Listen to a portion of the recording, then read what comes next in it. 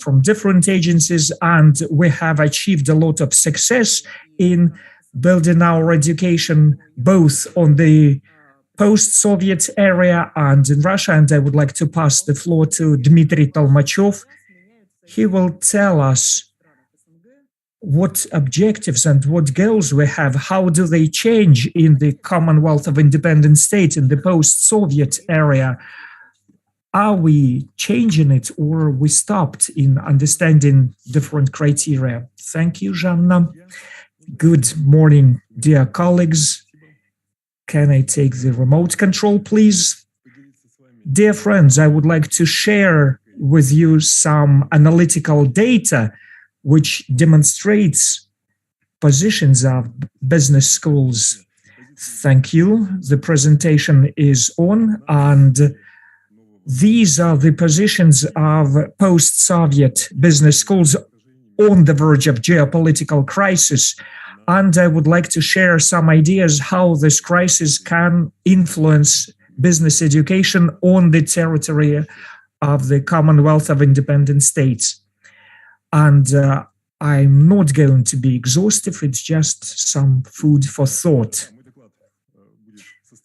My report will contain some analytical data that is food for thought, and I think that will provide some basis for our further discussion, and I would like to formulate my ideas on possible responses. So, to begin with, I'm sorry, the remote control doesn't seem to be working properly.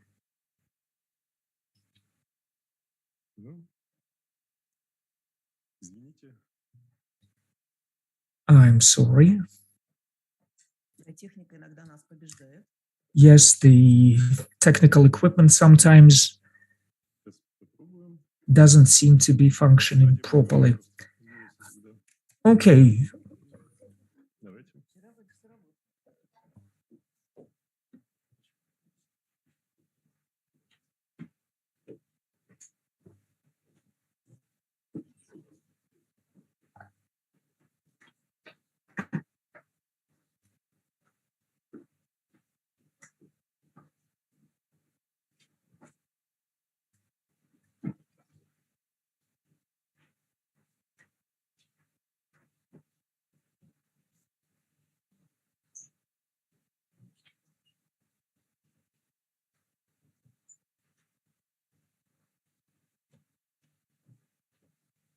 Dear colleagues, I can speak just like that, and you will change the slides. So can you have the next slide, please? So that is the annual research we've been conducting for the past 6 years, I believe. And within the framework of this research, we analyze the development of business schools of Commonwealth of Independent States in the direction of globalization. So we're looking at these business schools, we'll look at different 4 components. First, it's international accreditation, then publications in economy and management of the high-level journals, and we use a BDC journal list. So it is A star, A and B publications, which is high quality publications. We analyze the partner network and double degree programs offered by these business schools. And we also analyze positions in QS and the subject rankings in economy. The next slide. At the moment,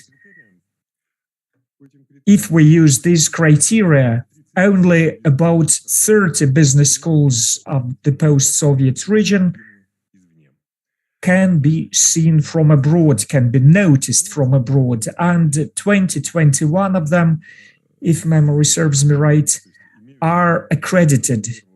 They have accreditation of the first level, either AMBA or AACSB or EFMD or IQA. So these areas overlap And the key developments which happened before the crisis, we had the first Triple Crown school, that is in St. Petersburg, and it was accredited this year. A school in Kazakhstan was accredited right before the January crisis in Kazakhstan and February crisis in the Russian Federation. I had participated in that school, KIMEP, in Kazakhstan, and they received their accreditation from IFMD for 3 years, and there are several other schools in Kazakhstan following the same direction. So pretty soon we are going to see some dramatic changes in Kazakhstan. Some other schools have been accredited, and all of them are within the Higher School of Economics. 3 programs were accredited. And there is Sergei Roshin here who can give you more details on that. So here is the field of our research. Here you can see how these business schools of the CIS area represented in international rankings. And it is done with the recent changes in the Times Higher Education.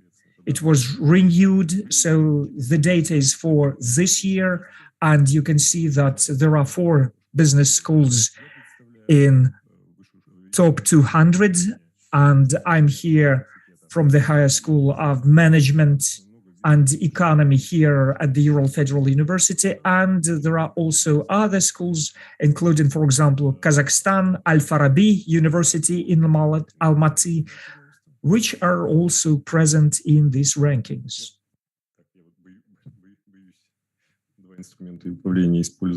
I am a bit scared of using these remote controls.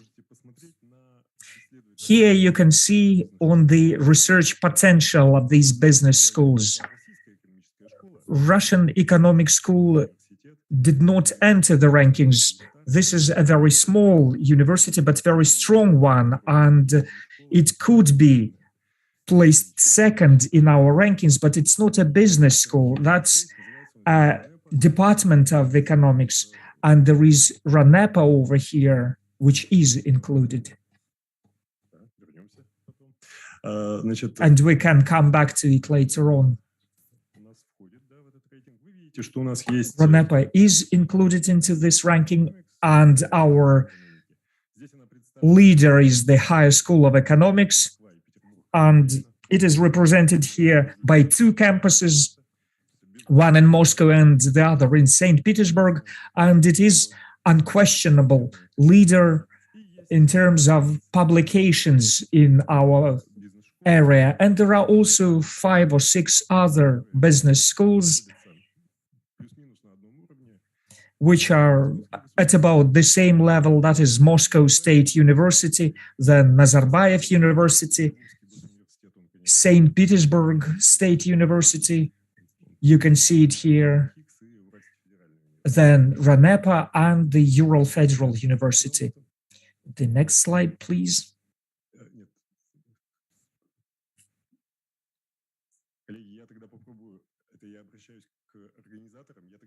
I've been trying to ask the organizers to change the slides, but now I'll try to use the remote control. Well, it seems to be working. Great.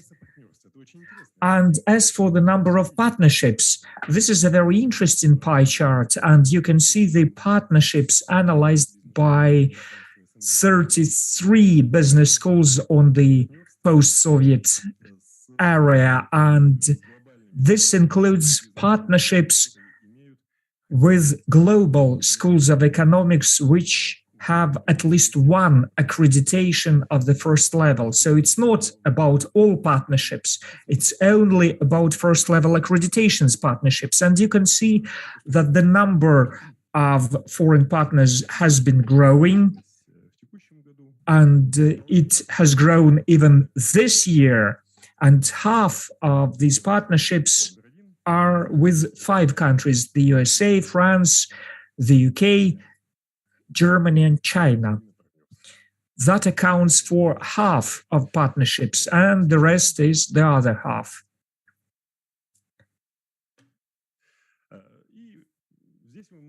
And here you can see who the leaders in post-Soviet area are in terms of partnerships. And the first place is RANEPA,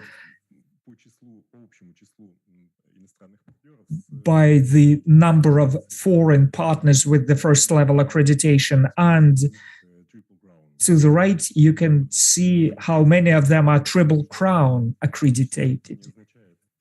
I understand that quantity does not always necessarily translate into quality. And you cannot say that Skolkovo is better or worse than these schools. I'm not trying to say who is the best, who is the worst. It's just some information for analysis, just some food for thought. And below these 10 schools, the other are much less significant. And here is the result.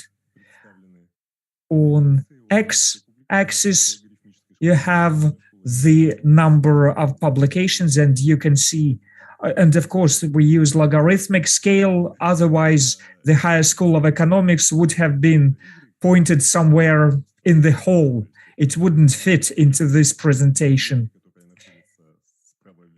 And you can see the Higher School of Management from St. Petersburg with Triple Crown. Then you have RANEPA and Skolkovo. And there is this blue area, a large group of business schools which developed, at least until 2022, they tried to be moving upwards and to the right. In this or that way, they did go in that direction. And now I'm coming to the final part of my presentation. What happened in 2022?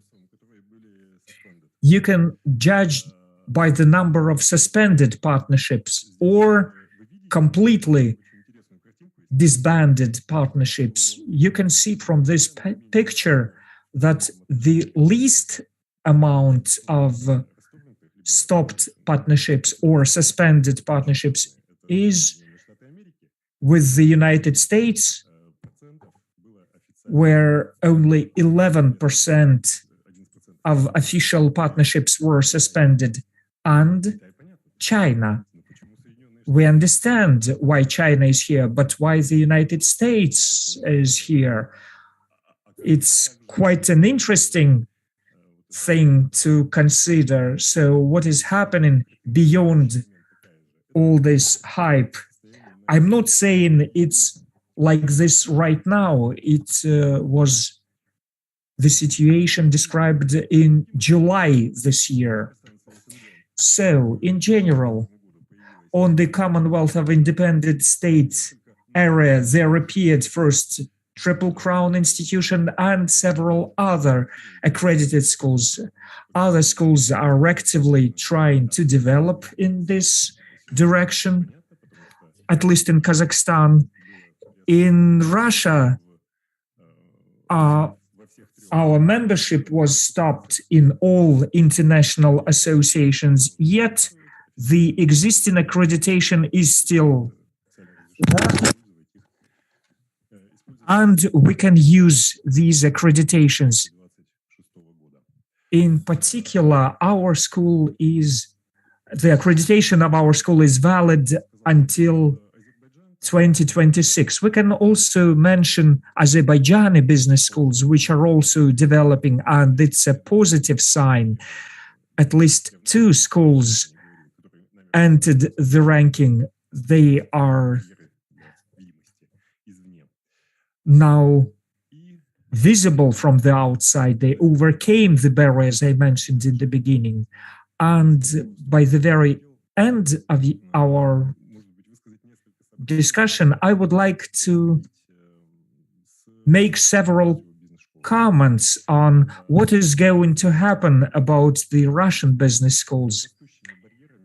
I think that right now there are growing barriers and a lot of fragmentation. And it's not only about Russia.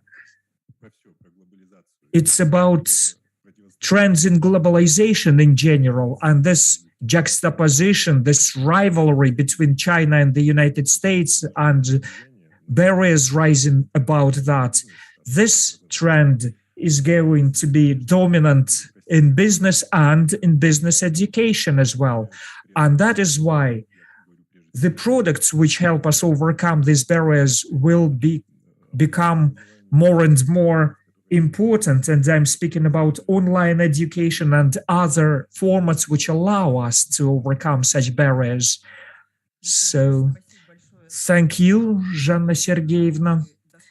Thank you for this wonderful report. And I think the conclusion here, and if we use accreditation as a label, well, we don't. It's not just a label, and the graphs you've shown, they indicate that this is a good fundamental platform to improve the quality of education. And in Times Higher Education, we rank among top 200 universities in terms of economy and business, and this is probably one of the best confirmations of the quality. Do you think we will continue to use the same guiding marks? Well, I think there are no clear alternatives here, because creating your own alternatives, it is a dead end. So what we should be guided by are the external guide marks, but of course the vector will shift towards Asia. So CIS countries, post-Soviet Union countries, and Asia. Thank you. And many of our students, they continue to be trained under the two diploma programs, so the Russian diploma and the French diploma, but there are those who go to Asia, and of course it would be nice to create clusters, local clusters, where to go, Latin America, Asia, or to those schools which demonstrate comparable values and goals to our school. And it is rather interesting. There are conferences taking place.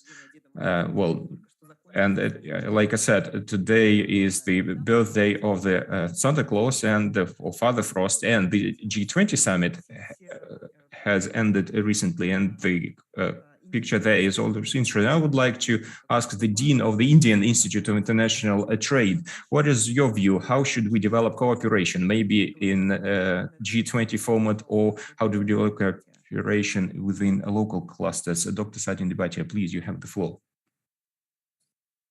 Это онлайн-участник нашей дискуссии сегодня. This is our online participant.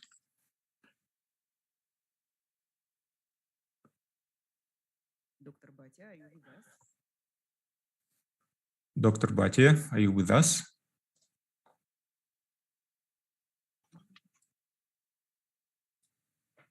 Yes. Good afternoon, everyone, and thank you for the invitation. I am from the Indian Institute, Коллеги, звука в зале. Which is in New Delhi, India. Ours is an institute which Yeah, Dr. Bhatia, just a second. There is a technical issue with the sound. by the government of India way back in 1963. Over the years, we have now become a full-fledged business school, and we are the top business school in the area of international business. Today, I just wanted to share some thoughts about collaboration amongst business schools within the G20, and I'm also suggesting a subgrouping like thing. So I'll just share my screen with you, and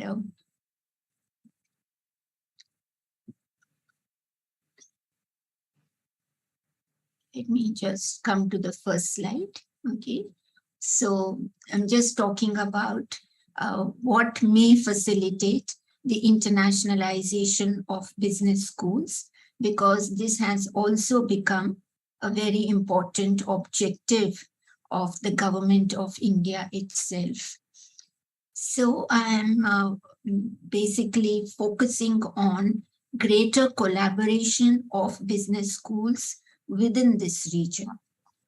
So G20, as we know, is a very big grouping. It is 19 countries plus the EU. So it is a group of very diverse countries with different cultures, languages, stages of development.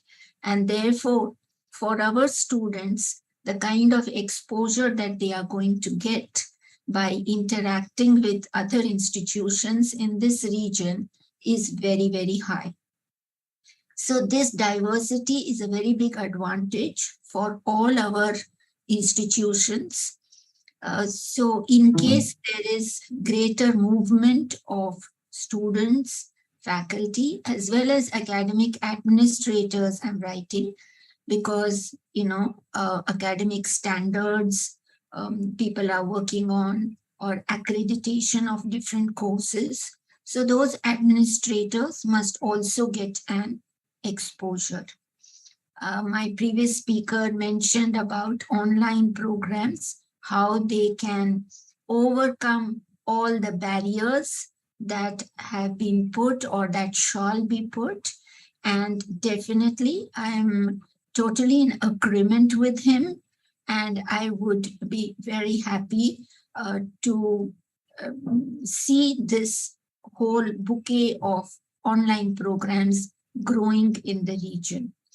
In the institute, as the dean, I am, but I'm also the head of online programs. And therefore, I look forward to collaborate with different institutions for offering any joint online program. My own feeling is that if we have to work together, then we also need to develop academic standards for ourselves. Once we have the academic standards, it will be definitely far easy for students and faculty to move from one place to another, as well as transfer of courses will become easy. So yes, each one of us has high academic standards, but if there can be some standardization which we can put on paper, it will be definitely very easy for all the students who will be moving from one country to another. So I have a proposal that representatives of different business schools in this region may also include alumni of these schools. We must first sit down, have a meeting, and discuss as to what are the challenges that we may face in developing some common academic standards. The second proposal is that just like the first body is looking at what academic standards to develop, the second body works on monitoring the impact of any change made through the first body. So continuous impact assessment, and therefore if any correction is needed, that will also take place. So before our students move from one country to another, my suggestion is that these two academic bodies should be set up with representatives of both faculty as well as students of different institutions. As far as the regulatory framework is concerned from the governments, I see that there is a lot of openness. In India also, the government of India has permitted foreign institutions to set up campuses in India, even Indian institutions to set up campuses overseas. And our very current regulations are permitting dual degrees, joint degrees, and training programs with institutions of repute overseas. Now, this is something that I feel is what we should focus on, because setting up campuses is good, but it is highly, highly capital intensive. If we can take each other's students and offer these joint or dual degree programs, then It is far less capital intensive, and also it is a collaborative approach. And this collaborative approach, I think, is superior to setting up campuses overseas, which have their own limitations. The focus of, we have something called New Education Policy in India. It came in 2020. And since then, there has been a lot of focus on the internationalization that must take place. For internationalization, as was referred to earlier, accreditation becomes important. And IIFT is also AACSB accredited. And we will definitely look for similarly accredited institutes to collaborate with. I had a small time to look at all the dual degrees or joint degrees that institutions in Russia are entering into. So I also found that most of the collaborations are with known countries like US or Japan or Brazil or Australia. So my suggestion is that we should have more of such degrees between, let's say, India and Russia, India and Brazil, and so on. So the focus has to be within the G20, I feel, between Asia, Latin America, East Europe, and Russia. This grouping is crucial because this is the one that has not been harnessed, even in terms of education.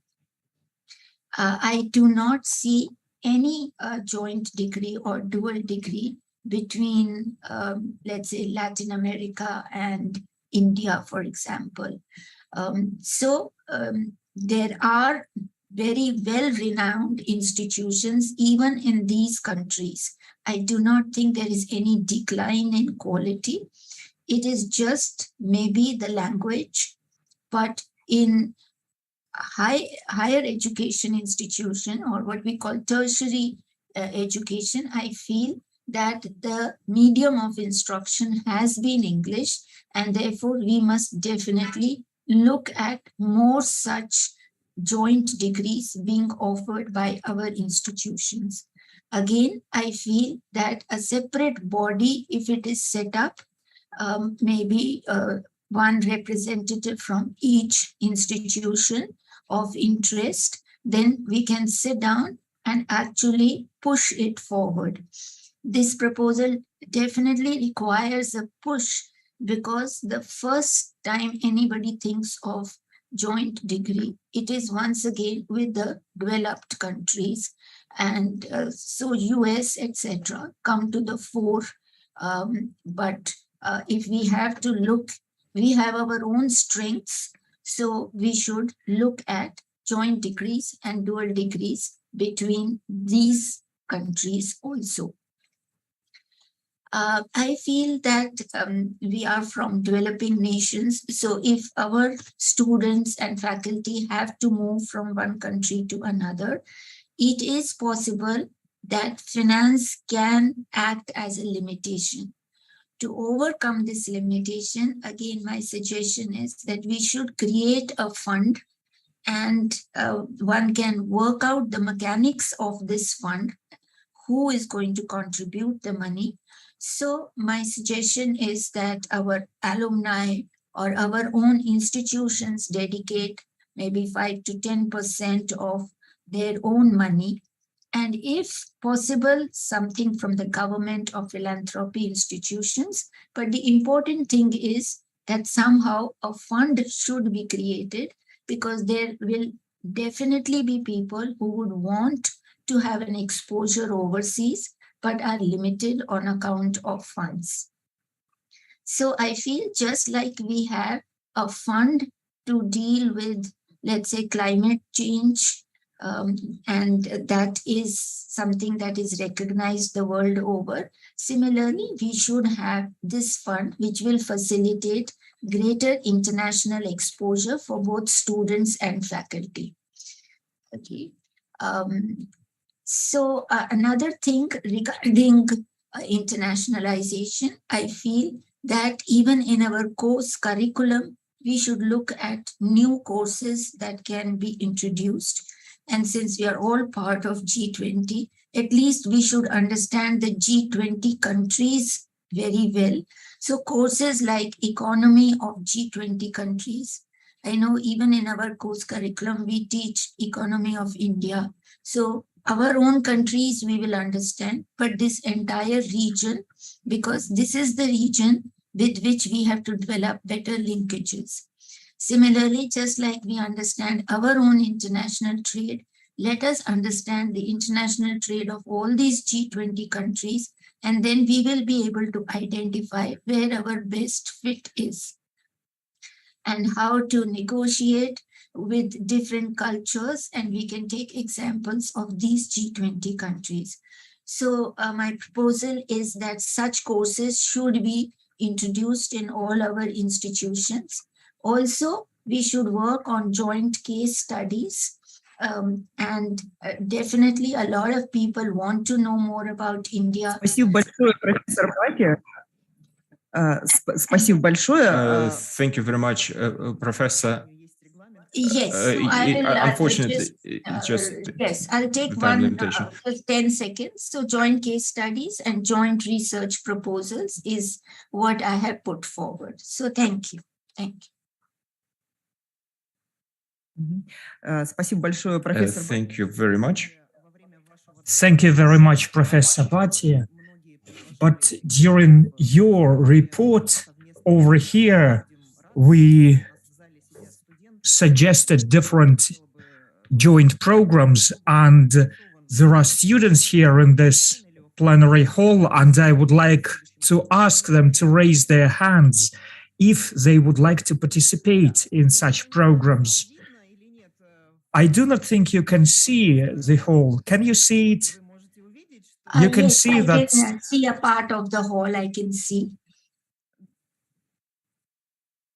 Да, вот эти все и. So all these students and all these lecturers would be happy to participate next year in joint programs, and it would be great if we could use all the things you mentioned in your presentation, and we would like to participate, we would like you to participate in joint development of the course economy of G20 countries. And thank you so much.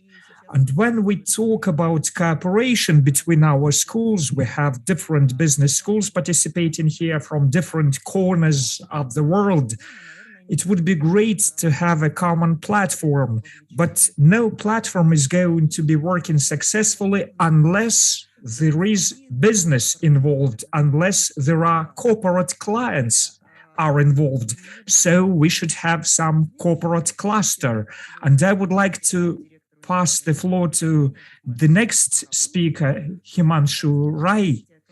We stay in India in a way, and which competences, in your opinion, should be developed in universities and business schools so that innovation development could be pursued not only within universities, but so that it should have effect on the market for the businesses. So the floor is yours. All right, thank you very much. And it is such a pleasure to be here talking to all of you. In fact, I'm traveling, and as you can see, I'm sitting in a hotel room. But my friend Dimitri, when he said that, here is a conclave on which we are going to focus on what are the drivers of business education in the context of global uncertainty, I said, look, I have to spend time on this because it's extremely important for us to be discussing this. So I still remember, when Dimitri and I last met in a conference of deans from business schools all over the world in Milan, which Bocconi had organized. We were talking about the kind of competencies which will be required by the students in the post-fourth industrial revolution world. But we never talk about the competences that business schools or institutions themselves require. First, let me very quickly give you a context as to why is it important. I think When businesses, they start breaching trust, that is when people start thinking about, oh my God, I mean, we need to do something. For example, earlier, whenever the business schools talked about what was their purpose, they said our purpose is to create and disseminate knowledge. And then we had the Enron scam in 2001, followed by the subprime crisis in the US in 2008. And we realized that businesses actually can breach trust if business schools do not teach them some of the right things. And that is what made me think as to what competencies do business schools themselves require. So today I'm going to talk about 3 competencies, which in my view, all the business schools require. Many a times we talk about business schools and institutions being faculty driven, being stakeholder driven, being student driven, so on and so forth. I think that time is passé now. That time is in the past. Business schools. So my first competence is B. I'm going to give a be, no, do framework. Business schools have to be mission driven. They need to have a mission, and their mission has to very clearly talk about not just creating and disseminating knowledge, but to create, advance, practice, and disseminate knowledge for solving real world problems and for making life easier for people and creating value. Now, that is the B part that we have to talk about, because we have to move from saying that we are an institution which produces world quality research to some place where we are saying that we are actually reconstituting ourselves to create a larger social impact. For example, there is one business school which says to educate leaders who make a difference in the world. Now, that is the kind of thing that we are looking at. So, we are fortunate. IIM Indore happens to be a Triple Crown institution. And when I was asked, we became Triple Crown in December 2019. And I had joined in December 2018. I had to sit for my first accreditation visit within 10 days of coming in there. And when they said, how do you differentiate yourself? We said, we want to be a contextually relevant business school with world-class academic standards that produces socially conscious managers and leaders. Now, this socially conscious is the part that I wish to spend a little bit of time on. So we should be mission driven, and we need to know the community issues. So I said, I'll give you the be, no, do model. The no part is know the community issues. What are the issues that the people in this region face? So for example, I did my own preliminary research and my faculty colleagues did their own, and we collated everything, and we realized that by and large, if I were to talk about the top 5 challenges that all of us as countries in this particular region face, I would talk about income disparity as the biggest challenge, that the difference between the poor and the rich is not just huge, but it is growing every day. So when we talked about globalization, we thought that globalization will also lead to somewhat equitable distribution of wealth. It can never be equal, let's face it, but at least somewhat equitable distribution of wealth, but that hasn't happened. So there is a big income inequality amongst people in all the countries in this region. The second is lack of entrepreneurial skills. For some reason, we don't produce entrepreneurs in business schools. I mean, certainly not in India. And I know as a matter of fact that most of the countries in our region, we don't produce many entrepreneurs. The third is catalyzing growth in the rural areas. Most of our countries have a very significant rural population. Just to give you an idea, of the 1.4 billion people that we have in my country, India, 833 million people live in villages. 833 million. That is more than the population of the United States and Europe combined. And therefore, these people face a completely different kind of a challenge. The fourth problem that I see are urban problems because of the rapid urbanization. Now, people are moving from rural areas to urban areas. The aspiration level of people are increasing. India, for example, has a predominantly younger demographic. We have a younger population, and given that our population is so huge, those people have aspirations, and we do not have enough resources to fulfill those aspirations. And the fifth problem that I see is environment conservation. I mean, I'm not even going into the debate of whether you believe in global warming or whether you don't believe in global warming. The fact of the matter is we can see it. We can see the changes in the weather patterns. We can see the changes in the climate patterns. The earth is getting hotter. People's heads are getting hotter because the earth is getting hotter. Everyone seems to be more angry than they used to be earlier. So clearly there is this bit of environment protection that we need to do. And that brings me to the third part. So if we know that these are the challenges, the third part is the do part, which is do something. And that is do solve these problems. I will take you through one solution, and then I'll tell you how does it actually fit in. For example, when it came to income inequality, what we at IIM Indore did was we picked up some districts. So the way India is divided, it is divided into states, and then the states are divided into districts. So we picked up a district and we said, okay, this is a product which seems to be the specialty of this district. So we called it one district, one product scheme, which was started by the government, but later it is being implemented by us. So yesterday itself, I signed an MOU with one of the districts, which makes good bamboo products. So we, as IIM Indore, signed an MOU with the district administration saying that we will help that district, the villagers of that district, the people of that district sell bamboo products better. And therefore, what we are doing is we are trying to provide alternative means of income to these villages. Now, what does this do?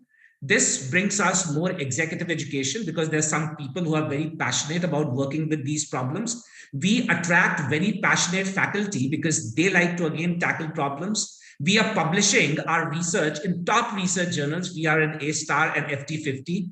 And more often than not, these are the kind of questions which hold you in good stead when you go for accreditation. And therefore, the lessons, if I have to summarize, I have 15 seconds in front of me. We need to help bridge the administration-academia gap. We need to bring communities closer. We need to attract diverse pool of talent. And we need to improve the collective prosperity of the region. And what we can understand is we cannot do these things by ourselves. So when we signed the MOU with Ural Federal University, and I got to teach a course over there, and then there were faculty from UFU who taught a course over here, those are the collaborations that now we need to extend even to our research and to our community exchange programs. And we at IIM Indore would be delighted to work with all of you. Thank you very much for this patient listening. Спасибо большое, доктор Химаншу Рай. Thank you very much, Dr. Himanshu Rai.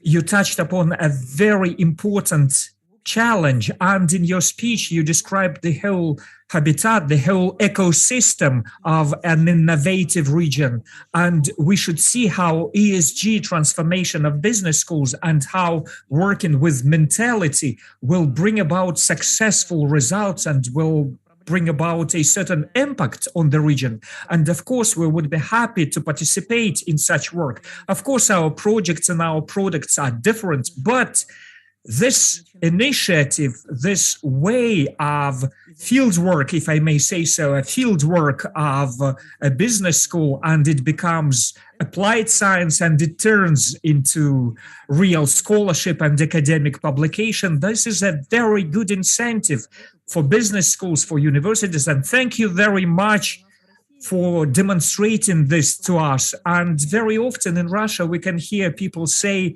that the higher education lags behind businesses and that we teach something which is not relevant for the contemporary market, either in Russia or on the world arena. It may seem like that, but we would like the participants of the market to discuss it with us. So in this context, there is the necessity for ESG transformation, both of businesses and of universities. And we got more or less accustomed to the digital transformation, yet we need to understand which specific products we should use both for the market and for the universities. And I would like to pass the floor to Sergei Yuryevich with that. Good day, dear colleagues. Good day, afternoon, dear colleagues, dear friends. I'm happy to participate in this conversation. And we use this hybrid digital format. Part of our participants are present here in the hall and others are with us online, and it demonstrates the diversity of technologies we have in education, including business education, in work of our business schools, in the dialogue of professionals. I'm sorry I don't have a presentation because we've been speaking about the changes in business. And it's very difficult to prepare a presentation in such uncertainty situation. You can lag behind those changes. So I would like to share a number of theses with you. So we've been talking about business and education. It's always about people. Of course, it's about technologies, but it's also about people. And business is about products and technologies. Let's start with business. Within this context of turbulence for Russia, turbulent relations between Russia and other countries in the world, there is a lot of uncertainty. There are lots of risks. Yes, I would agree with that. And the technologies remain the same, and the development of the technologies remains the same. And from the viewpoint of technologies, well, they remain, but unfortunately, they do not seem to be working all right. And I think some of our participants switched off. Now everything's okay. When we talk about technologies, we can understand how they develop. And all those political, social, and economic turmoils cannot change the technological trends. The technological trends are very stable. So from the perspective of business, from the perspective of development of technologies, what is important? Everything that is connected with digital technologies. And it's not only about our communication online and offline, but I'm talking about potential development of different digital products. That is the transformation of economy and of business, which is based on the access to big data, which opens up new opportunities for us. So what is the cutting edge? What is the frontier of education in our country and in other countries? The cutting edge is learning how business gets the information from big data, how they deal with the big data, how do they get access to different niches, to different markets, and who thinks of that deeper and better will win.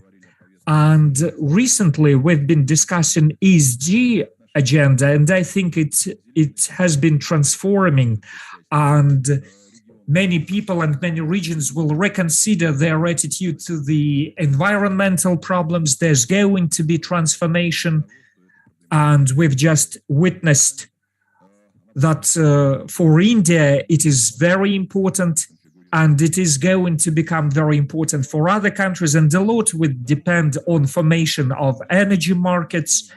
And we see the changes in different countries, in different markets. Professor Bhatia mentioned that is the demand for understanding how other markets are created, how they're shaped. It's kind of intercultural knowledge, but no, it's broader than that. It's also knowledge about their legislation, about the economic institution, about the whole system. And the demand for that knowledge is going to be great. And we should offer it to each other. And it should be of help and assistance to businesses.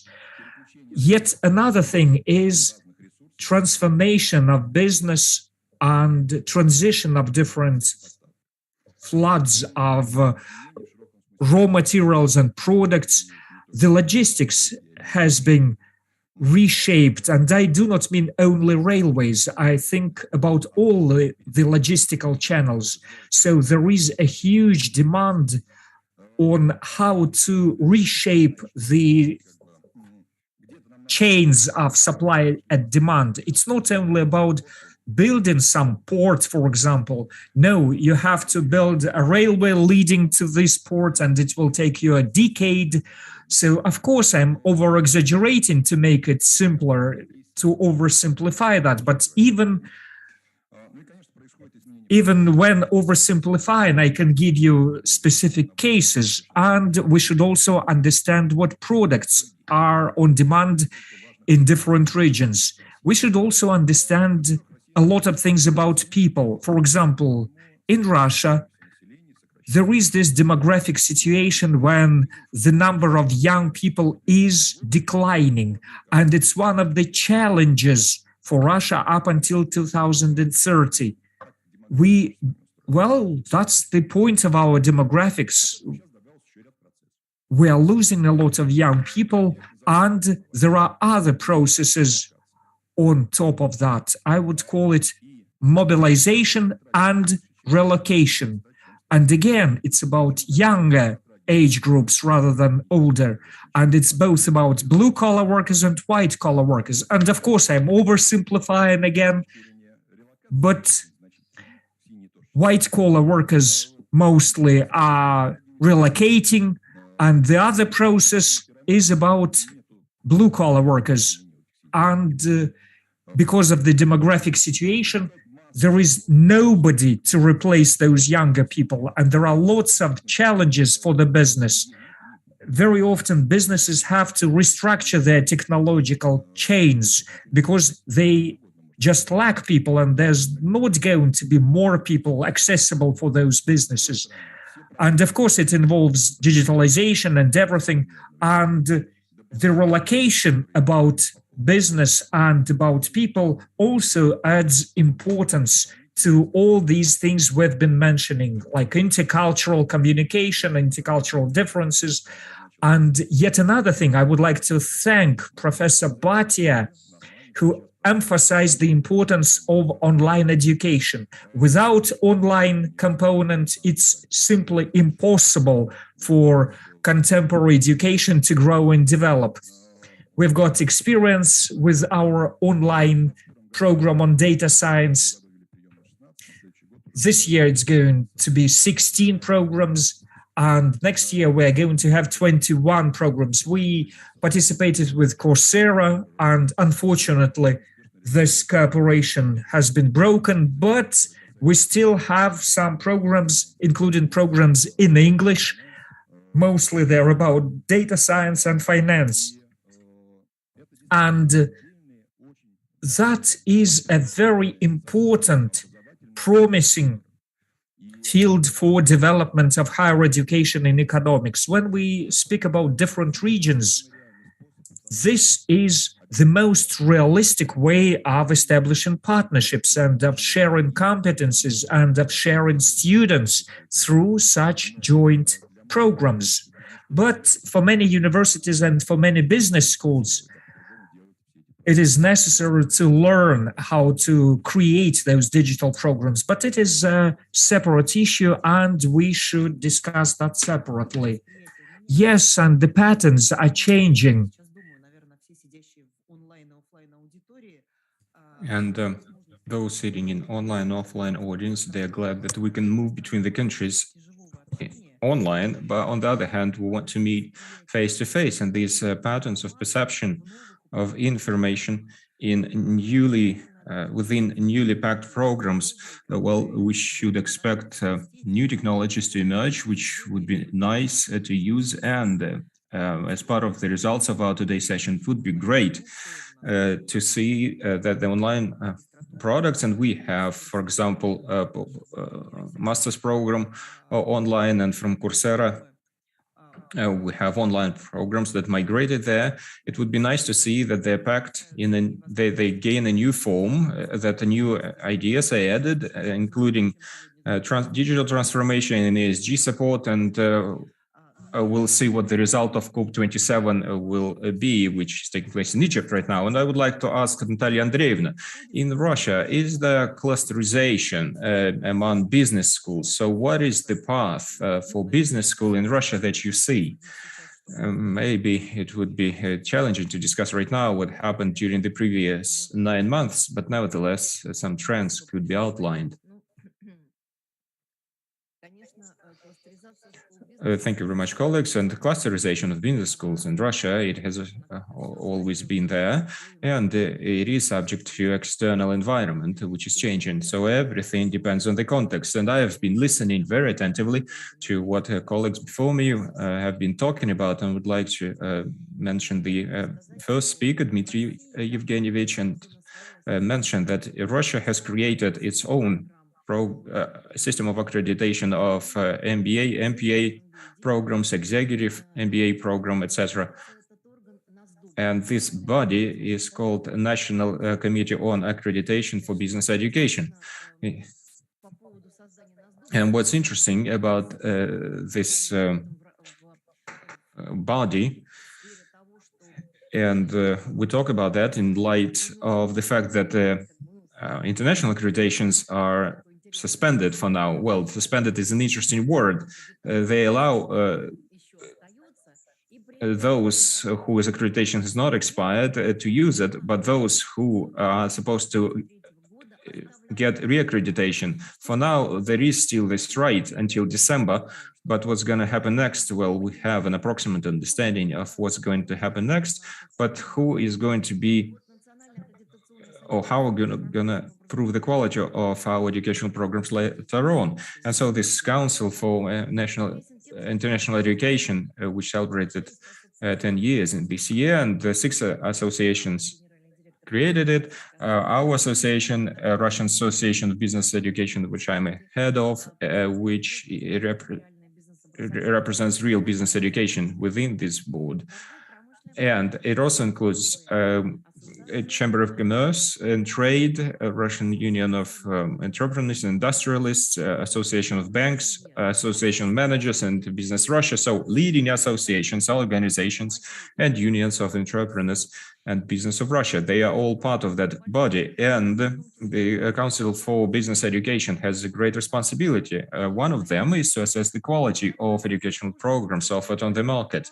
And if we talk about clusters, it also plays a role because what we are faced with today is this, to be able to accredit it by the body for business education. It's challenging because we have created such criteria and requirements which fully corresponded to the basic criteria of AFSB and ADMBA, and those business schools which tried to get accreditation from the body of national accreditation, they had to correspond to the same requirements which are presented by leading business organizations globally. All the rest did not take that risk because the risk of failure and not to get accredited is very high.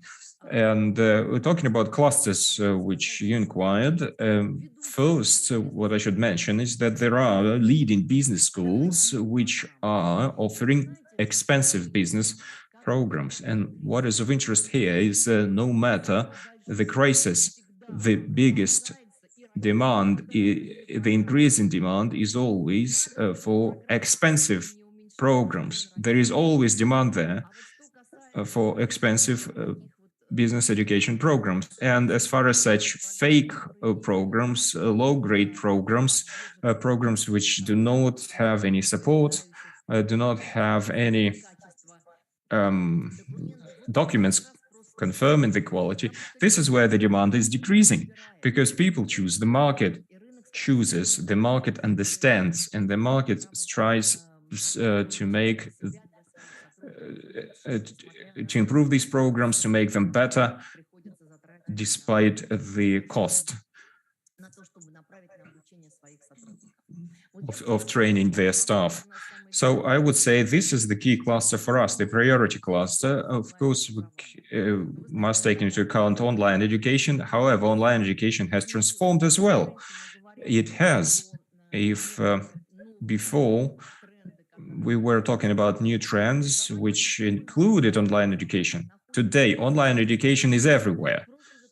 It is included as a standard tool of any program, and we use online education tools everywhere. So clusterization of online schools is no longer an issue. They cannot form a separate cluster. If you have all the studies online, that's one thing. But to say that we're a school offering online education, this is nothing special because online education is everywhere because of pandemics. And this driver, which emerged during pandemic, when within 2 weeks we covered the path which we planned to cover during 2 or 3 years. Yes, many planned to include online education, install an online platform. We have to speed that up immensely and doing it within the shortest time possible. And now we're using it. And the fact that our international colleagues are here with us today, this is a great achievement. And I think this cluster should also be mentioned. I liked Dr. Mkhati suggestion. Dr. Mkhati from India, the suggestion about academic standards, the course about the economy of G20 countries, and the body which would be promoting our common interests. And by all means, colleagues, if we discuss what needs to be done, there is no doubt that we need to take responsibility. And I agree here. And the only question, who is going to take that responsibility? Who is going to support the creation of such bodies? And I believe that this is going to be dealt at the level where there is, well, where the hottest spot is currently. And I would like to finish and I would like to address to our young colleagues and for our international colleagues who are present with us here online. Will know very well the story with VUCA world, which was given to us in the 80s. We know that in 2020, we shifted to Bani, which Jumais gave us, and which is characterized by as brittle and dense and non-linear and incomprehensible. However, we know, and we're used to using what's been invented by foreign experts and guru, but we have our own experts and our own gurus. And one of the key experts, and that's a managing partner of CAPC company, Mark Rosin, this year he presented our own abbreviation, an acronym of the world we are in today. And it's good that our colleagues from India are present here because this acronym is Shiva. And Shiva is split, horrible, inconceivable, vicious, and arising. SHIVA, Shiva. And this is a symbol of destruction, according to the author. So we are currently in this world of Shiva with demons which are destroying everything around. And what I like about this symbol and this acronym, which we have been living in since 2022, the last letter A, arising, meaning new birth. And I think this is our main goal, new birth. And we need to realize that we have the future, the outlook, and this is what we're moving towards. Thank you, colleagues. Thank you very much.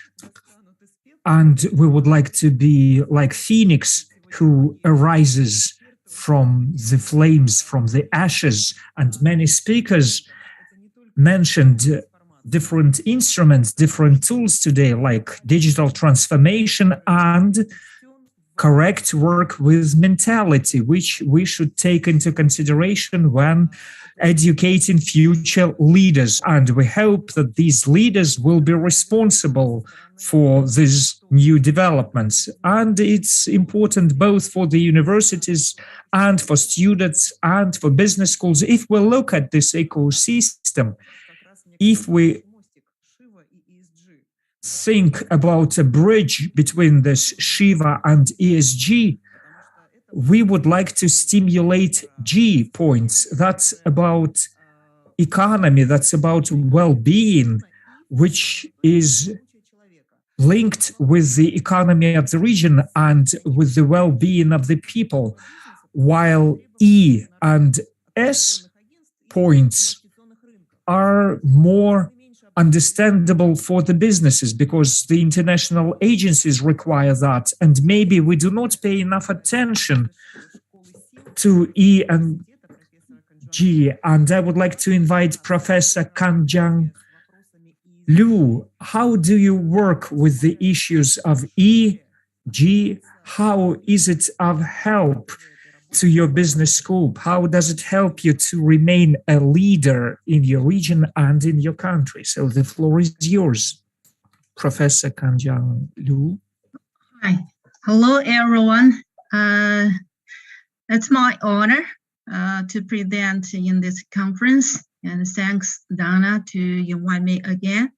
In this session, I'd like to share our points about ESG trends in business school China.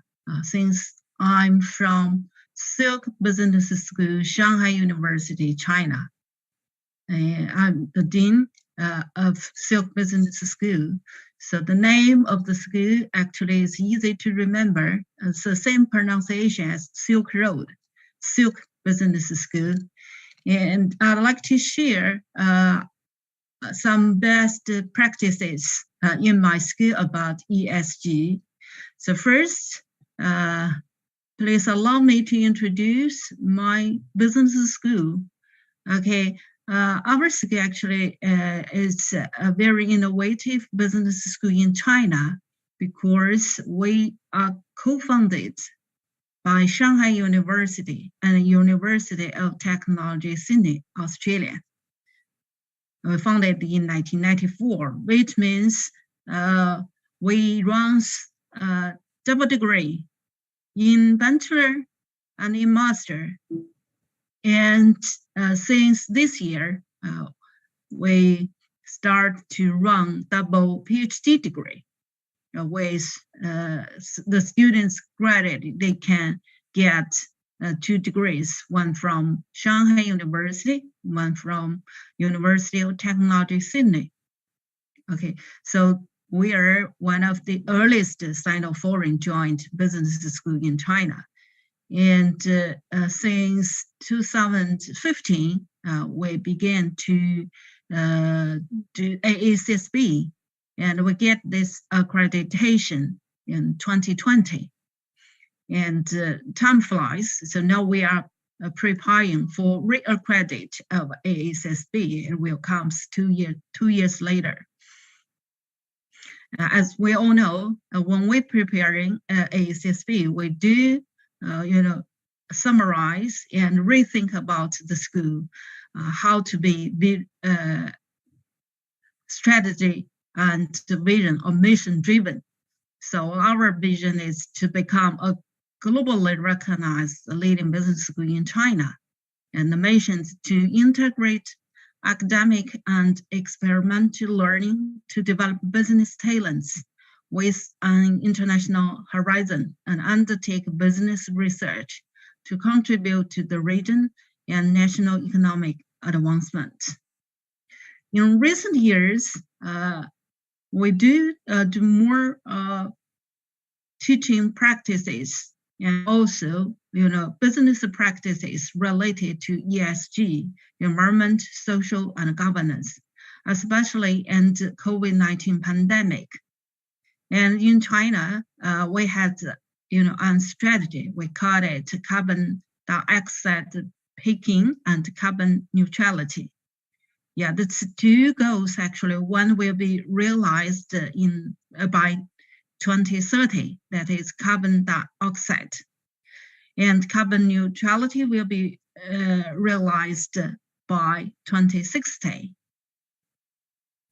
Therefore, every aspect, every industry, even every sector, we need to create universal access to reliable clean energy, and increasing the share of renewable energy. So in our teaching and in our research, we do think more about ESG trends, which means ESG also affects the way we teach, the program we offer, and the research we did, academic seminar we launched. For example, for our teaching, for the curriculum, we redesigned it. Both digitalization and sustainability contents courses was added, such as green economic recovery, energy economics, low carbon economics. These courses are introduced to the curriculum. And for the research, including business management science, information technology, accounting, finance, all those traditional areas transform to related to ESG. So conduct in-depth research on environmentally related issues. And we do have some publications.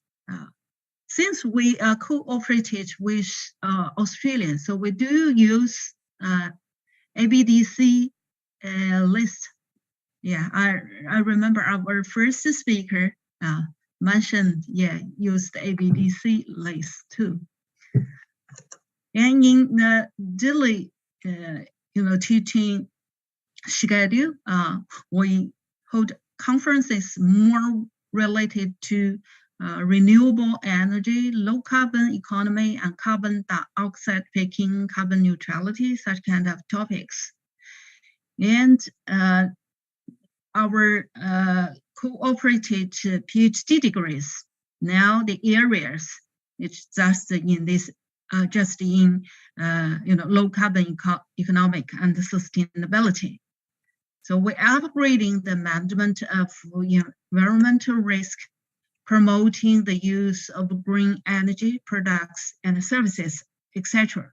So this online conferences, forums are all related to these topics. As for teaching, we had a very good practices, that is to cooperate with the west of China. Since Shanghai, we located in Shanghai. Shanghai is in the east of China, and we collaborated and send our alumni students, faculties to the middle, to the west of China to educate some students. We carried out philanthropy programs to have the primary schools, the students there. And we had to insist to do these practices for nearly, for more than 10 years. And Western projects, our graduates, they are volunteered to participate in the projects to teach in the less developed areas of China. So the goals is to taking and covering the similar topics like climate change, like poverty and educational inequity, etc. Just in a high coincidence, actually, this year I published with my students 3 papers. It's all related to this topic. This paper published in Applied Economics is about a policy which in China we call it environmental protection interview. This policy, this paper, we take this policy to do a quasi-natural experiment, use the panel data of cities in China, and use the methodology of spatial difference in difference to investigate the effect and the mechanism of this policy on air pollution. So through our research, we do found that the policy can effectively improve air quality, and the policy has obvious spatial spillover effects, which means the policy can not only reduce the local air pollution, but also reduce the air pollution in neighboring cities. So that's very interesting. In the second paper, I worked with my PhD students published in energy economics. Is the topic is maximizing the effectiveness of carbon emissions abatement in China across carbon communities. Yes, we use a complex network methodology. And another one is also very interesting. That is in the firm level. We did research to evaluate how industrial agglomeration affect the firm energy intensity. And in our school, there are more publications in this area, and we are doing some consulting projects to the sectors, to the local government, like this. Okay, so finally, I'd like to summarize the trends at our school from these three aspects. So international exchange, we're doing in ESG related fields. And international research collaboration we're doing is in this area. And school enterprises cooperation in ESG related fields too. Okay, that's all I want to share. Thank you. Спасибо большое за ваше выступление. Ну, приятно отметить, что мы еще нашли общие соприкосновения.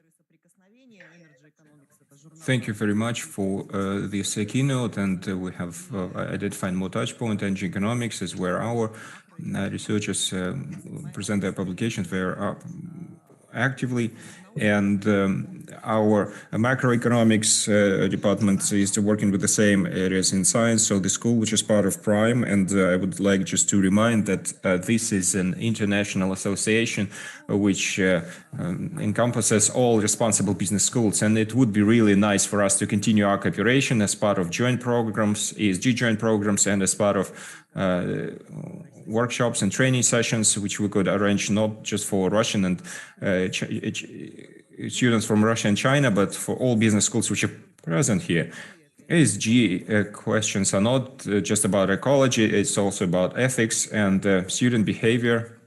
And it is also about opportunities for regional development. So it would be a great pleasure for us to include into the resolution of our today's plenary session, to include the item you suggested.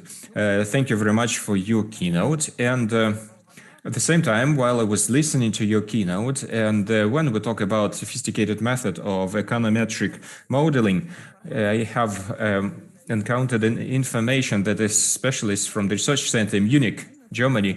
They calculated that there will be a decline in GDP of 11%, simply because the percentage of understanding of exact sciences by the school children across the world is decreasing very significantly. And since we have this trend, and since the school children demonstrate a declining curve in learning capabilities, and not just in Russia, but in all global economic countries. By the way, this decline in China is not that bad, I mean, with exact sciences. But where is the problem? I mean, is it a problem with the comprehensive school? Is it a problem of business education? Or is it a problem of fundamental education in general? I think this is a problem which is relevant to everyone. Or is this a problem that it's only grown-ups who think whether they should go back to the university and they have this intention to study, a very conscious intentions to study, or whether to go to an online school. So I would like to invite Vasily Tretikov, advisor to the General Director of the University 2035, to talk about this subject. Yes, thank you very much. I'm very glad to welcome you here from the Moscow Central Exhibition Center. There's an important event here, the first exhibition, which is about water and craft and aircraft. And this is one of the first areas where we're sure Russia is going to take leadership positions, and we have every opportunity to become leaders here. And no doubt this is closely connected with people training, with engineers training, with training of those management teams, which will be able to become leaders in these areas. And today I would like to share my thoughts about people training, training professionals, how to train them in this present day situation when we are in the environment of uncertainty. And at the same time, it is the era of technological development. And right now we are training people to work with sophisticated tasks, which pose a great technological challenge, which pose transformational challenges for the entire industries. And we discussed this topic continuously, and we talk about them in the context of technological sovereignty, especially sovereignty. So this is the task of ensuring within a separate country or a commonwealth of countries ensure technological development. And we have come to a conclusion that the foundation of such training should include several basic things. And the modern educational system includes them on the intuitive level, but there is no systemic approach. So we believe it is important to outline these factors, and I will mention them. And there are a lot of interpretations here, but in my understanding, it is this. The first most important thing when we are training a team to deal with the challenges which are crucial for the country is to give them opportunity to work with the global level challenges, or the challenge which corresponds to the maximum ambitions of a particular person. What it means is that when we allow students to study a certain area of specialization or to get education on that special program or study certain disciplines, they need to have the understanding what they're going to be doing with that knowledge, what kind of challenge they're going to address, and that challenge, is it meaningful for them at all? So that later on, when they start working professionally, they will working with that, but it doesn't work that way. We have a great project the University 2035 has been working on for the past several years, and when 140 universities, regional universities, gather and discuss. We want to ask them, do you want to create a project which changes the life of people around? Would you like to implement a technological project which will change the life in the country? We'll give you the resources, we'll help you with a startup, we'll help you with creating a team to work on technological challenges which are important for business companies who come with these requests through our portals. And we tell them, okay, that project you can be working on, we'll provide you support, and with your own trajectory of development, we'll give you access to knowledge and experts. And this is really working. This sparks people up. So this is an important component to be able to work with the challenge, which is crucial and important for you, which is ambitious for you. I believe this is one of the key foundations which should be present in every educational program. The second key pillar, and it is very interesting, it is about a long horizon, about certain sustainability, that you are in the right place and want to fulfill your abilities. And this is a sophisticated construct. It is tightly connected with the history of the region and the community you're part of. And we need to answer a question. Do I want to be here? Do I want to fulfill my potential? And I think that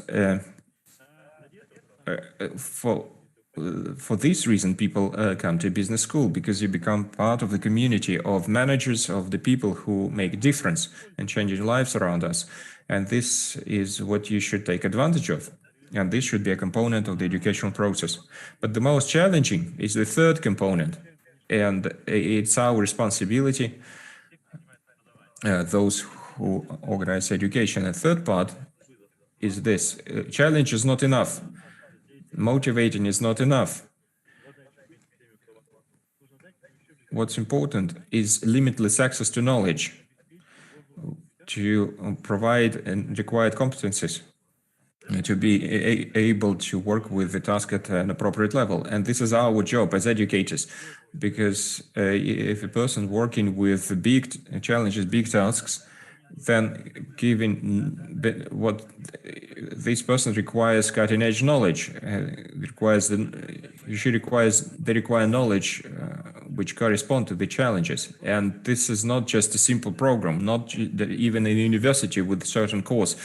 What we talk about here is a network of universities and research organizations and the experts which are needed, probably unique experts, which needs to be engaged into educational trajectory of this particular person we're training, and we need to provide timely access to all those resources. And what we believe is important here is that it's not just the job for the universities or schools or a dedicated educational program. We need new methods of approach to how resources are found and how opportunities are found. And I would like to mention one experiment which I believe is important.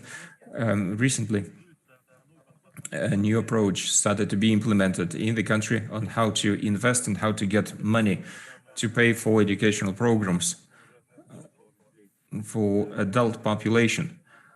For the first time, we make a contract which is called ASA, or internship agreement, when a person does not pay anything, but later on, a person shares, people share their income when they start working, and they cover the education cost. On the one hand, it doesn't look like something special, but on the other hand, it means that people sell their own time and their own future professional capabilities. And this approach makes two crucial changes. First, we can select the best and those who are good candidates for investment. And I think this is our advantage as the leading business school, because we know how to select these people. And the second thing, it is important to know how to teach a person to become successful. And what I would like us to do is that we work within the logic of a success of a particular person, not just giving a standard program under the contract, but we need to think how to make a person successful. Thank you very much. Thank you. Thank you, Vasily. And человека, если могли бы сделать такие программы, которые делают счастливым, успешным и достичь... We could resolve the issue of human well-being if we could create programs which could give us results. But what is a successful person? It's different for different people. Panama used to be one of the happiest nations in the world because they have the sea and the fish in the sea. And I think it's not going to work over here, but it's a matter for a completely different discussion. Do you have a comment on that? Yes, I am going to deliver a lecture on this issue. We work through the digitalization and through our mission, but how can we know that our school, our university, educated a successful person? If it is written in our mission what we're going to do about our graduates, what kind of a graduate we're going to teach, to educate, we can get data for that. So through this, you can manage all your programs of education. Thank you so much. But on the other hand, I think that to be able to understand what happiness is for you, you have to travel a lot. You have to see how people live in different countries, and you should spend some time abroad and in theory rather than in practice see how people define success in different countries. Universities used to have a lot of internships abroad, and unfortunately after COVID, many businesses transferred that into virtual arena. And now I would like to pass the floor to Dr. Debraj Ghoshal. Can you tell us how you are restoring academic mobility? How do you receive this positive experience? So, good afternoon, everybody. Здравствуйте. And I'm speaking from Mumbai in India. I'm from SPJMR Management School, which is one of the top business school in India. We are ranked in the Financial Times, number 39 in the world and number 2 in India. And we have also AACSB and AMBA accredited. Now coming to my topic, I will share my screen. Hope you can see my screen.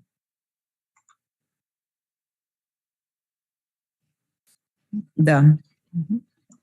Yeah.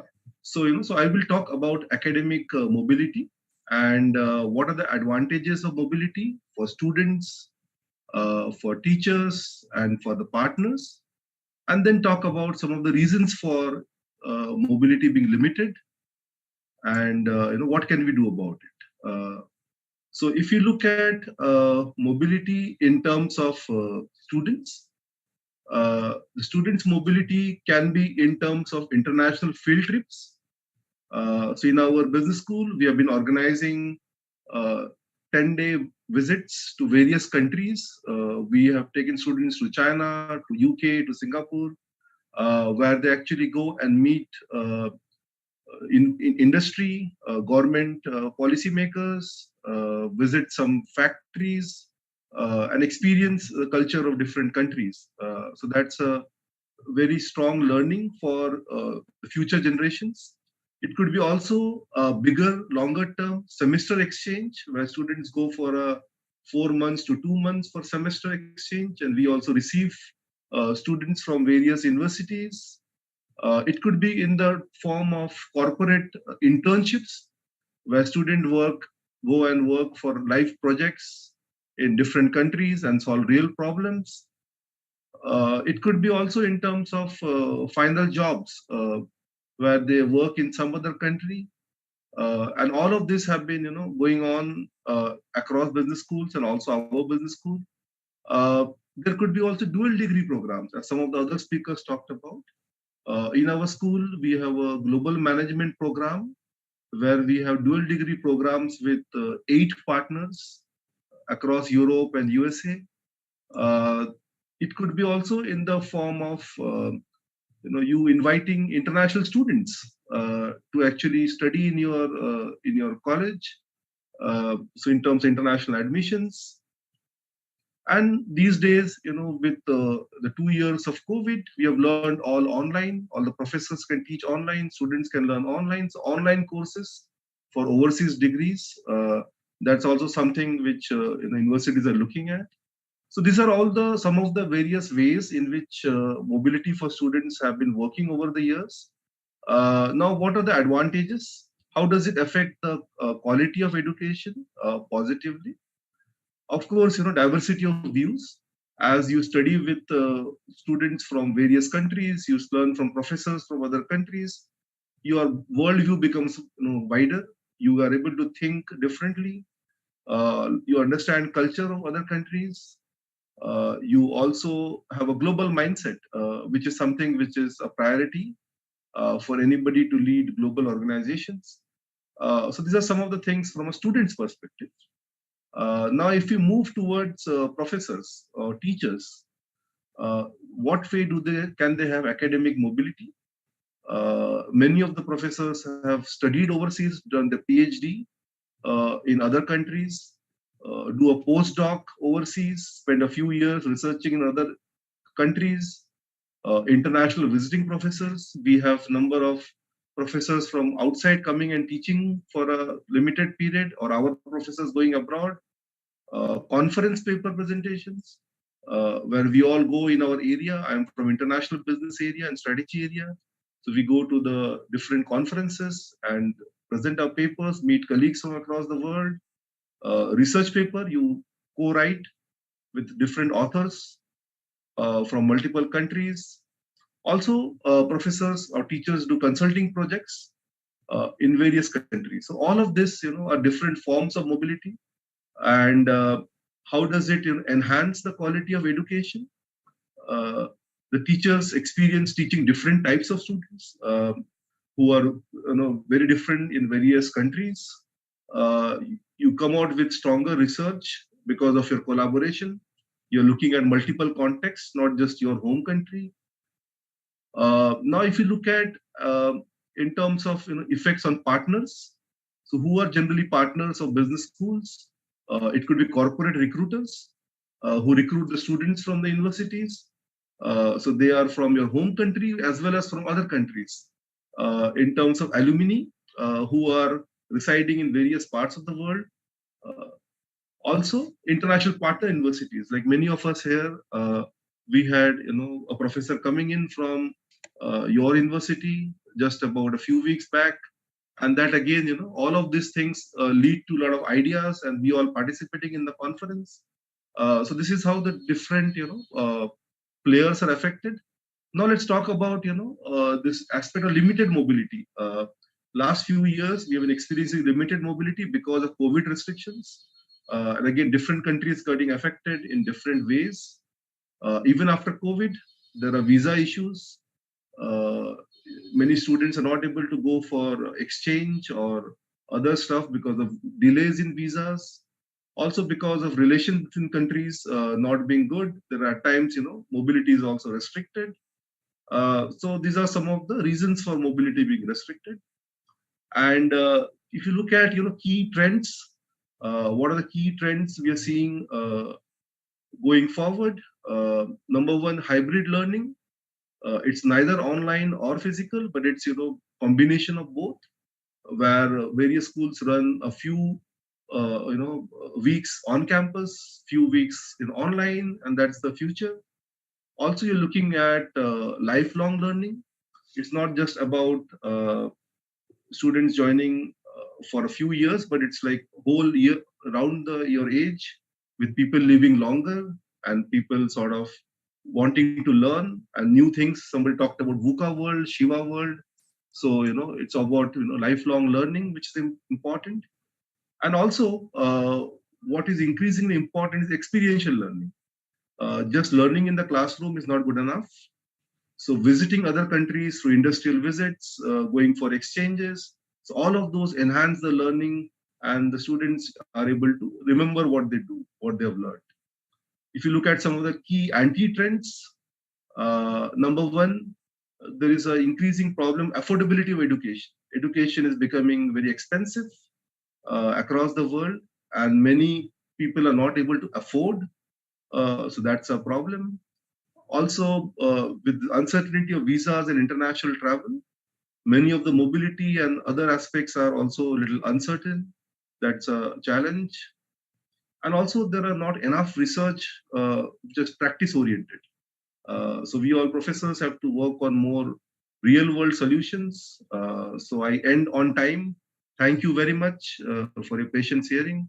And we would be very happy to explore collaboration with the various business schools and professors in this, in this conference. Thank you very much.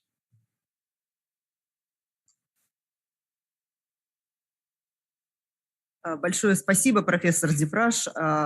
Я думаю, Thank you very much, Professor Diprash.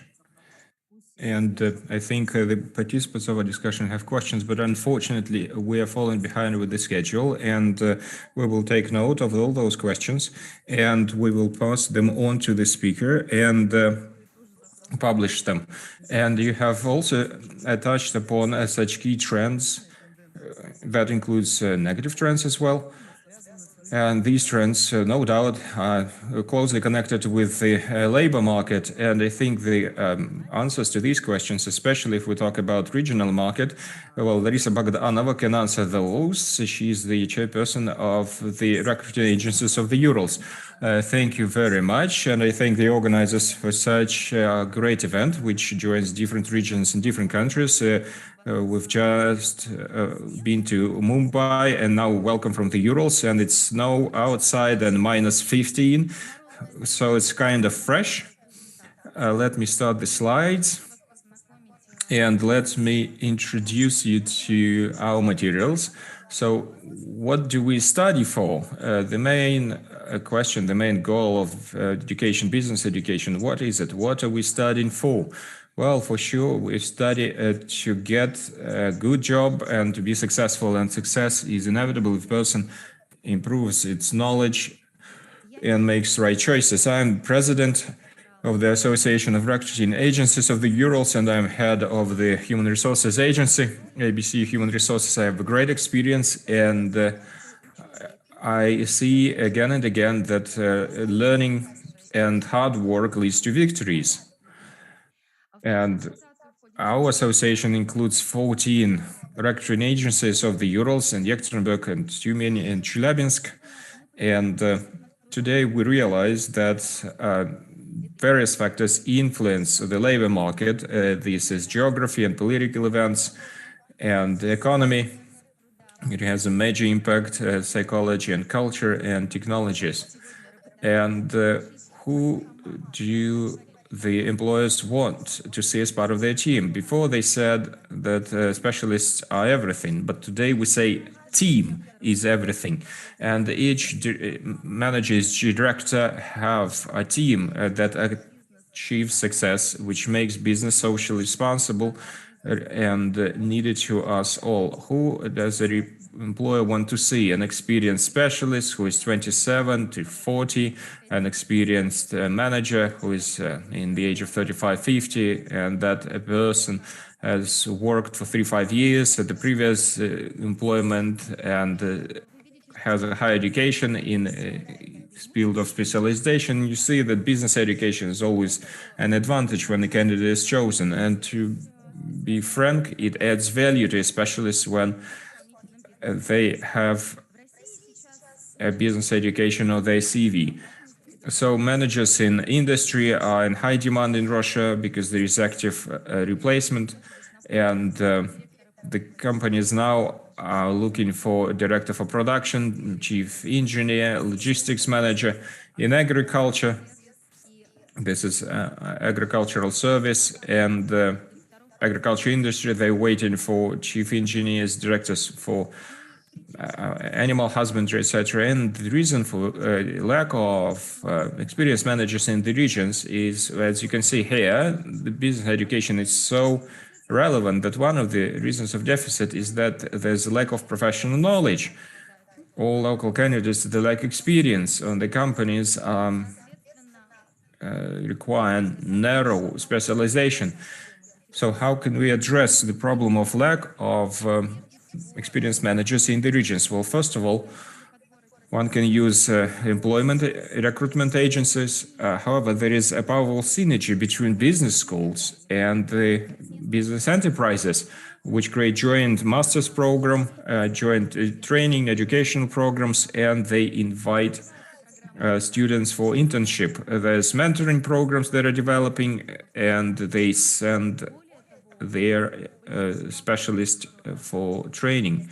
And most industries and industrial enterprises, they have their own universities or educational platforms to help develop their people. So what leader is wanted by the employers? These are the key competencies which need to be developed by managers or leaders, and that includes global thinking, that includes the ability to work with the team and the partners, that's collective leadership and technological competency, and a strive for competitive edge and personal mastery and support of cultural diversity. So please take that in mind to think about how to develop those competencies properly. Business education helps improve salary. We live in a material world, that's a fact, and in order to live better, in order to be able to help others, Man need to provide for them. People need to provide for themselves and their families. And when top managers, they keep on learning apart from their baseline education. It can be technical finance or management. They get MBA, they get business education in different programs, in different soft skill development. And I always recommend you to continue studying. Since I'm from the recruiting agency, what is important for me is the index of how happy people are in search of a job, because and index of this index is in the red, as we can see, because looking for a job is a stress. And it's important to get ready to have a good CV. And we see that the sensation of well-being is in green in medicine, tourism, construction, and sales. Maybe there is more happiness in these fields because there is more travel and more health. Candidates in the Urals who are looking for a job, they are quite good, and they probably have the least level of not being pleased with their well-being. And we're also talking about a decline in the able-bodied candidates in the labor market. But the good news is that within 5 to 10 years, the category of people who are 15 and 19 and 2024 now will have a larger share of those, and the employers will have a better selection. But there will be less people in the category 23 to 24 years, although we can rely on an elder population, 35 and up, and 59 years old. And what I would like to mention is that enterprises, they collaborate actively with the universities, and this is a good trend. There are individual investments into career and business education. Every top manager and business leader choose their own programs, and they invest a third of their salary into that. Online platforms with video lessons and control of success are offered in kindergartens, and this is wonderful. And we have digital transformation. There is no other way. So please be part of high-tech information technologies and cutting-edge technologies. Anti-trends. The speakers have mentioned it already. Limited mobility and the level of happiness. The level of happiness is measured in a material way today because still money is important. And there was an interesting study of one of the job portals, is that how much money is needed to be happy in Russia, and it's 103,000 rubles a month. So $2,700 a month is needed in Russia to feel happy and have a fulfilled life. So this is what I wanted to tell you. Please come to us for a consultation. We'll always be happy to consult you on the situation of the labor market. Thank you, Larissa. Very nice impression, and I'm sure everyone have a goal in front of them, what to aspire for, and I hope you've been taking notes, because by all means, well, for me at least, this well-being is of interest for me in the Urals, because Natalia Zubarevich recently said that it's quite good compared to other regions of Russia, and the well-being of people is okay here.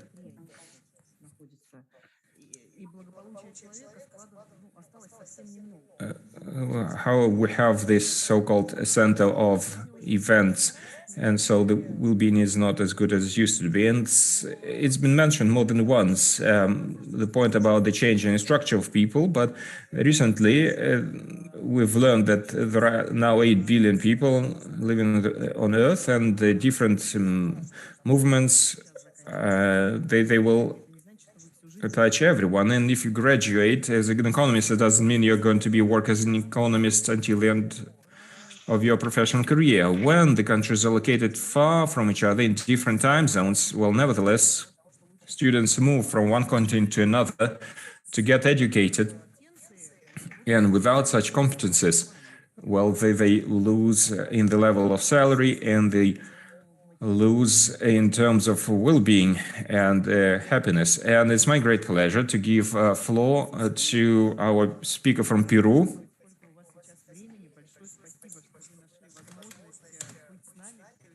It's even strange to think what time you have in your country. And I'm happy to see a presentation in Russian from Peru. So the presentation is how the demand on our graduates change. Здравствуйте, спасибо. I'm the executive director of Russian Latin American Association of Cooperation, and we practice recruiting in Latin America. And from 2012, for 10 years, we teach Russian, and we are a training center of this association. So my short presentation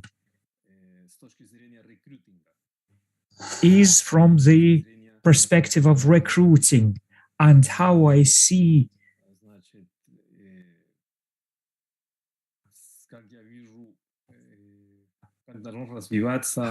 how the demand from the experts community, from the business community in our region is going to develop. And I will start with the demand on the graduates. Without the COVID-19 pandemics, there was a demand for graduates, preferably with a master degree from a foreign university. And preferably from the United States or from the Western Europe. That was preferred by the businesses, and the graduate was expected to be fluent in English,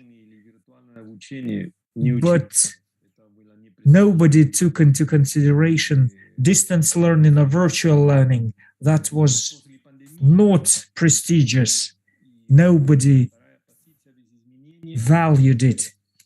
And after the COVID-19 pandemics, the first 2 points did not change, but the third one changed dramatically. Now online education is as valuable, as prestigious as offline learning.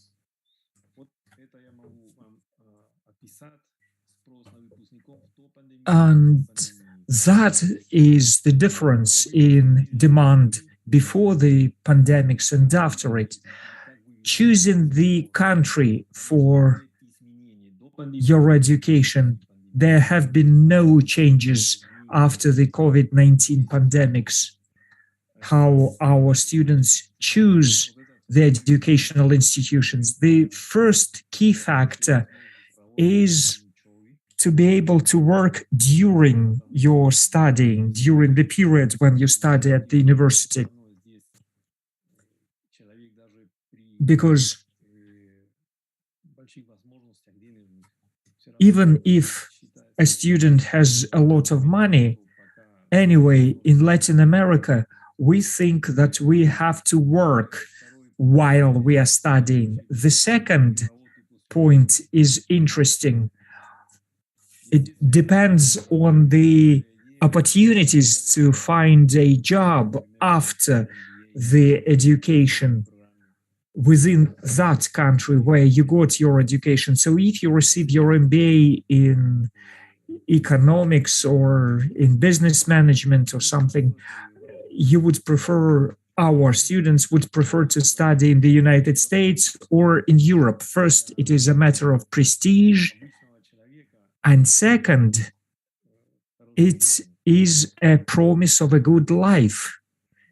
If you compare living standards in those countries and in countries of Latin America. And the third factor,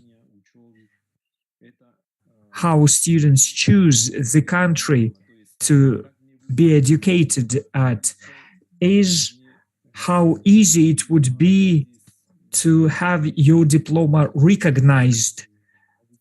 Is it going to be recognized here in your home country? So these factors have not changed.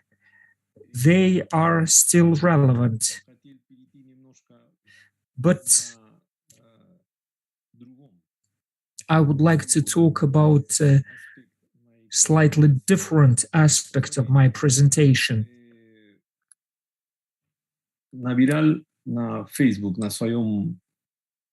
I tried to look it up on Facebook when I searched for business schools, and within 1 minute of scrolling,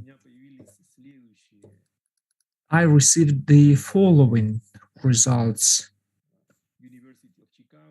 University of Chicago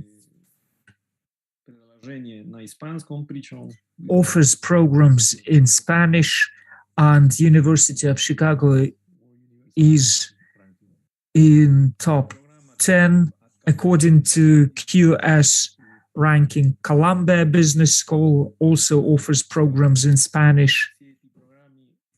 All these business programs are offered in Spanish. MIT Professional Education, also a business program in Spanish. University of Pennsylvania, Stanford Graduate School of Business. Well, the last one is in English, and the local prestigious university in Peru also offers courses or dual diploma or even triple diploma in English and Spanish. So we have to deal with this issue, this fight for talents on the Latin American market, and how to work with international corporate partners. And I will come back to this slide. For us, I think it is good news, because this slide demonstrates that there is a lot of offer for business education. It means that there is a lot of demand. Even in Spanish, they offer programs. These leading universities offer programs in Spanish. And the most interesting part is that all these programs are online. None of them is taught offline. So I think that there is no crisis over here, as it was mentioned in the beginning of our discussion. It's not a crisis, it's wonderful opportunities. Yes, I agree, that's a pivotal moment, but it opens up brilliant opportunities. And trying to answer these new questions, I could base on my experience and offer the following points. The first step for Russian universities or for business schools, if you're interested in Latin America, first, you should search for a niche on the market in one Latin American country with active participation of a local partner.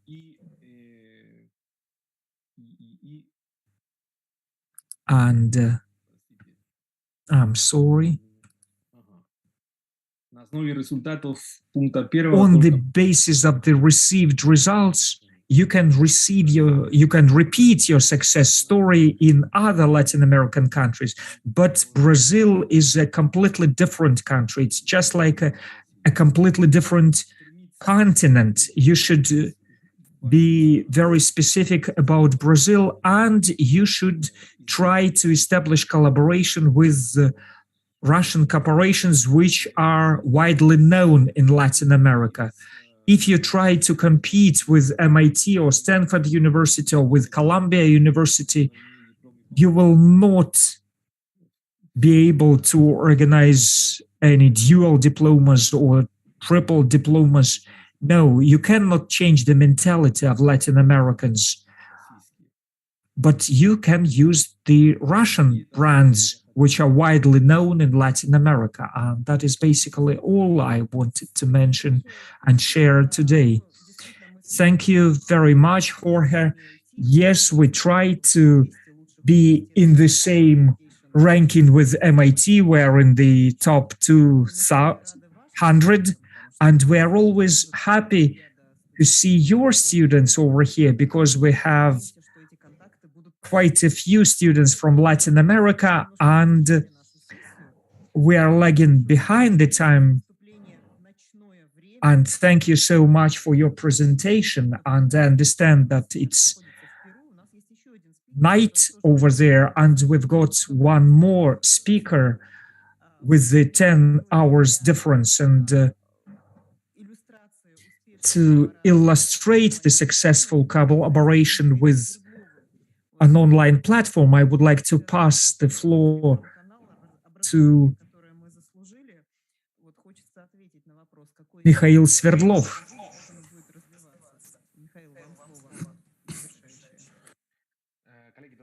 And Mikhail, you have the floor, the final keynote. Yes, colleagues, good day. And it is true that with three speakers we're within the same time zone. It's nighttime, but it's not an obstacle for us to exchange experience, which is highly valuable. And what I would like to show you now are several methods of approach, and I'll start the slides. And we'll see how online platforms changed the approach to designing the educational programs, and that makes it possible to attain results which are truly needed, which students truly need. And Larissa has mentioned my key point, meaning namely that students are there to study in order to address their daily objectives. And when we talk about the second year of education, when people have a basis and then they get business degree on the basis of their working needs, when they have some working experience, they understand what their growth points and they get that second tier of education. But when we talk about the first level of education, that's getting the first profession and then entering the labor market in order to get sophisticated, sufficient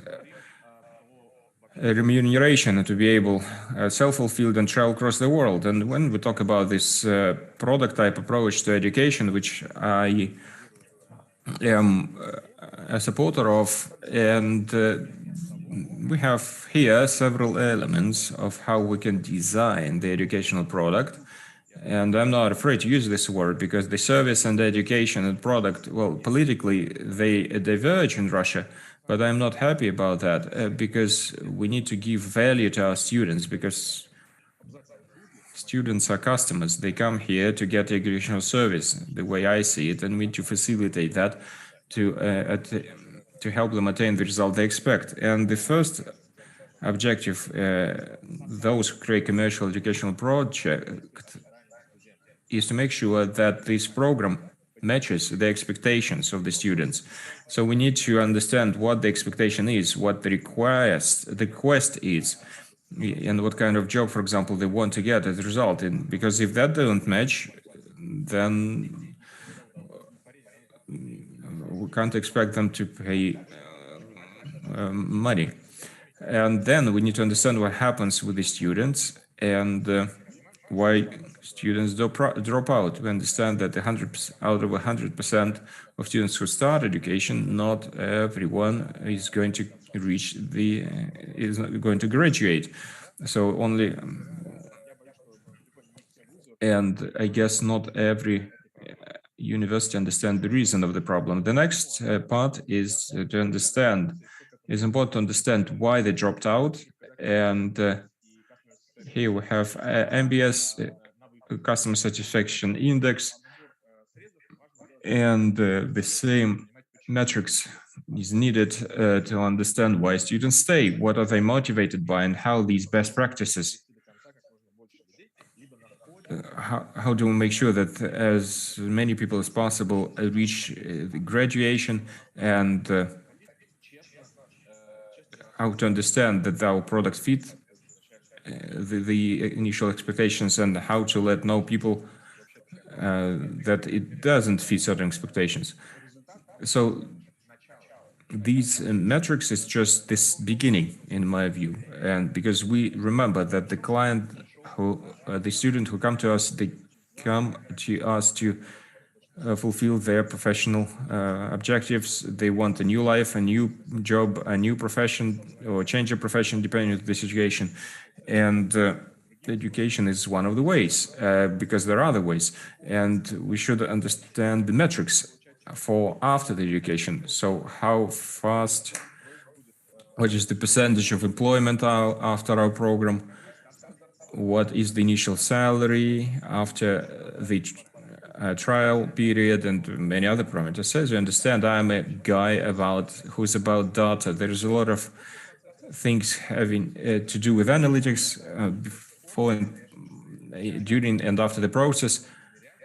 And what I'm presenting here is a part of what we would like to measure and analyze in order to make our product attractive for us students and market. And from the market side, we have a referral index. So how many students who graduate would recommend our program to their friends and relatives. Next is the willingness of employers to accept our graduates. Then the references and about our graduates, in order to improve the demand for our graduates on the market, and